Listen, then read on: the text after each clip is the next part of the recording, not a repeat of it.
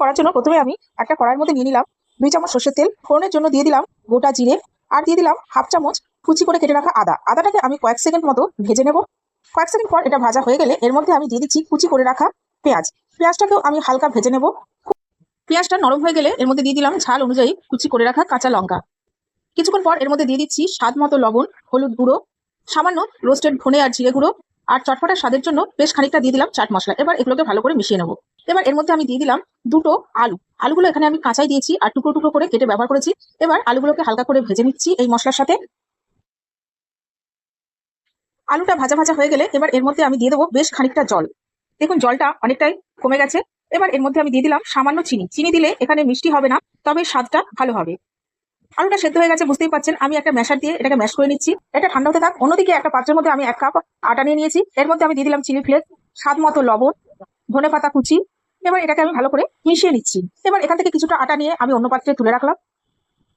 এর মধ্যে সামান্য জল দিয়ে একটা পাতলা ব্যাটার তৈরি করে নেব। ব্যাটারটা করে নিয়েছি। এবার এর মধ্যে দিয়ে দিলাম একটা ডিম। ডিমটা দিয়ে ভালো করে গুলে নিচ্ছি। এরপর যদি আমার জলের দরকার পড়ে তাহলে আবারও জল দেবো। এবার এটাকে সরিয়ে নিলাম। অন্যদিকে আমি যে সামান্য পরিমাণ আটাটা তুলে রেখেছিলাম সেটারও একটা ব্যাটার করে নেবো। তবে এটা শুধু জল দিয়েই তৈরি করব। আর এই ব্যাটারটা একদম পাতলা করে তৈরি করতে হবে। এটার মধ্যে কোনো রকম যেন লাম্পস না থাকে। ফ্রাই প্যানের মধ্যে আমি তেল ব্রাশ করে নিচ্ছি, আর ফ্রাই প্যানটাকে খুব ভালোভাবে গরম করে নিতে হবে। এরপর 2 হাতা ব্যাটার আমি এর মধ্যে দিয়ে দিচ্ছি। ফ্লেমে এটাকে হতে দেবো। দেখুন একদিকটা হয়ে গেছে, আমি উল্টে দিলাম। এর বেশি এটাকে আমি করবো না। এবার এটাকে তুলে নিচ্ছি। এভাবে আমি অনেকগুলো রুটি করে নেব। দেখুন একটা রুটি করে নিলাম। এবার এর মধ্যে আমি টমেটো কেচাপ দিয়ে দিচ্ছি।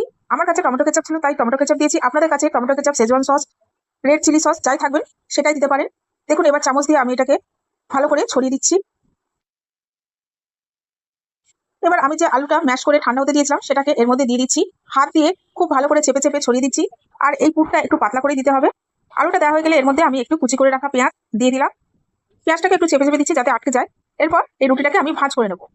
আপনারা দেখে বুঝতে পারছেন আমি কি করে ভাঁজ করছি। আশা করি আপনাদের বুঝতে কোনো রকম অসুবিধা হচ্ছে না। আস্তে আস্তে এটা কেটে নেবো। বেশি চাপ দিয়ে কাটতে যাবেন না। ছুরিটাকে আগে পিছিয়ে করলেই এটা সুন্দর কেটে যাবে।